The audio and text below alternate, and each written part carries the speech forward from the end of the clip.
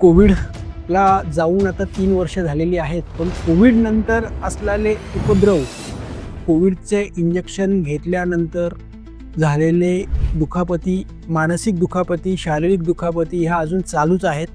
कालच एक महिला दवाखान्यात आली 40 वर्षाची आणि तिच्यामध्ये कोणत्याही प्रकारचं अँटीबायोटिक किंवा कोणत्याही प्रकारचं ॲलोपॅथीचं तिने औषध घेतलं की तिच्या सगळ्या अंगाला खाज येते, चक्कर यायला लागते, उलट्या यायला लागतात.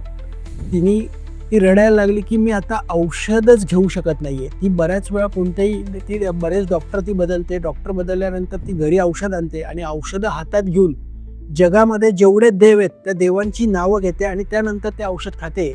आणि 2-4 तास तिच्या डोक्यात चालू असतं की आता माझी खाज येणार का, आता मला उलट्या होणार का, आता माझं डोकं दुखणार का, सगळी चखंदळं अंगावरती उठणार का. आणि असा प्रकार तिच्या जीवनात गेली 3 वर्ष होत आहे. एक लक्षात घ्या, हे कोविडचा जो प्रकार झालेला आहे त्याच्यामध्ये आयुर्वेदामध्ये गरविषद म्हणून हे आलेलं आहे. आणि गरविषाची मेन ट्रीटमेंट आहे सुवर्ण जल, म्हणजे सोन्याचं पाणी पिणं, औदुंबराच्या झाडाखाली बसणं. हा जर प्रकार केला तर ती विष बऱ्यापैकी शरीरातली कमी व्हायला लागतात.